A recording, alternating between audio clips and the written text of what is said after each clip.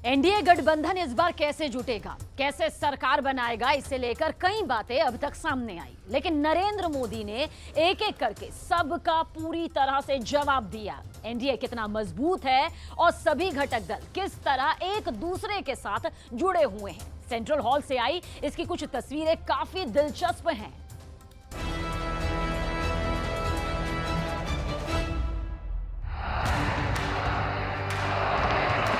बहुत बहुत आभार व्यक्त करता हूं कि न हम हारे थे न हम हारे हैं। देश को आगे ले जाने के लिए हम कोई कोर कसर नहीं छोड़ेंगे। नरेंद्र मोदी जब पुराने संसद भवन यानी संविधान सदन में पहुंचे तो ये इतिहास रचने जैसा रहा।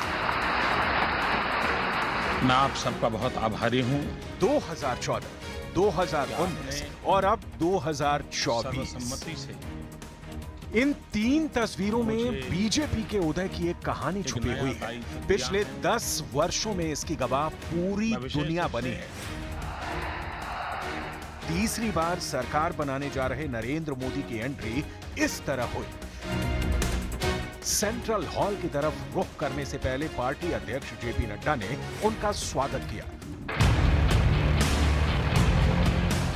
प्रधानमंत्री एनडीए की मीटिंग में आए हैं। जब वो सेंट्रल हॉल की तरफ बढ़ रहे थे तब अंदर उनका बेसब्री से इंतजार हो रहा था।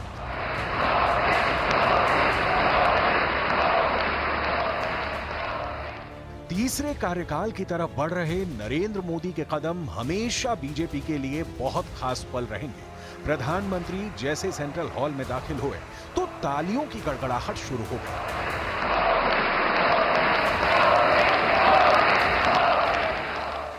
नरेंद्र मोदी सबसे पहले संविधान के प्रति की तरफ बढ़े और उसे माथे से लगाकर एक बड़ा संदेश देने की कोशिश की।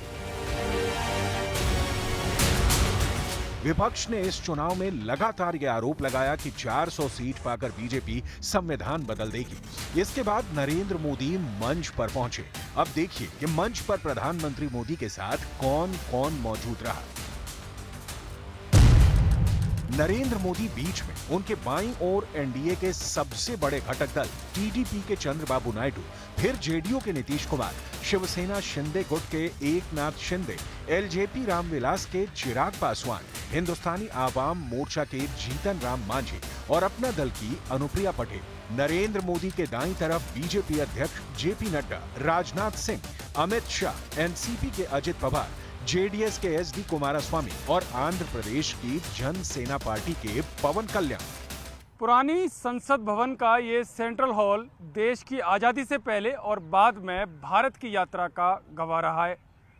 भारत की संविधान सभा संविधान तैयार करने के लिए दिसंबर 1946 से जनवरी 1950 तक इसी सेंट्रल हॉल में बैठी।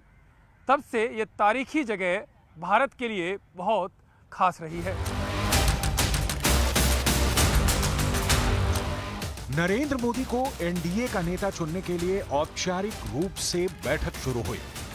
जेपी नड्डा बोले, हम सबके यशस्वी प्रधानमंत्री।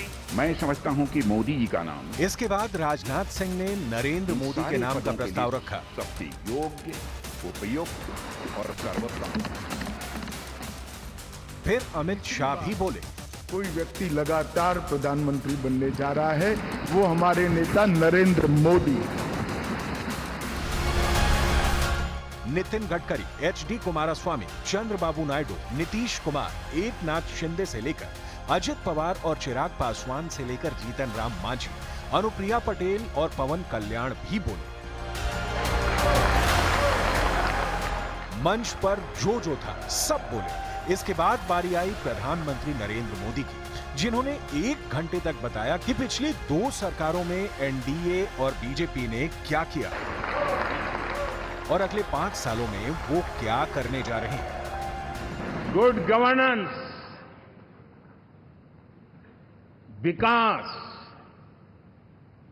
नागरिकों के जीवन में क्वालिटी ऑफ लाइफ, और मेरा व्यक्तिगत रूप से एक बहुत बड़ा ड्रीम है, मैं लोकतंत्र की समृद्धि को जब सोचता हूं तो मैं चाहता हूं कि सामान्य मानवी के जीवन में से और खास करके मध्यम वर्ग, उच्च मध्यम वर्ग, उनके जीवन में से सरकार की दखल जितनी कम हो उतनी लोकतंत्र की मजबूती है। एनडीए की बैठक में एनडीए शासित राज्यों के मुख्यमंत्री भी थे। आगे की कतार में राजस्थान के सीएम भजनलाल शर्मा, गुजरात के भूपेंद्र पटेल, मध्य प्रदेश के सीएम मोहन यादव और उत्तर प्रदेश के मुख्यमंत्री योगी आदित्यनाथ। उत्तराखंड के सीएम पुष्कर सिंह धामी, हरियाणा के नायब सिंह सैनी, छत्तीसगढ़ के सीएम विष्णुदेव साय और असम के हिमंता बिस्वा सर्मा, त्रिपुरा के सीएम मानिक साह, मणिपुर के एन बीरेन सिंह, गोवा के प्रमोद सावंत और अरुणाचल प्रदेश के सीएम पेमा खांडू।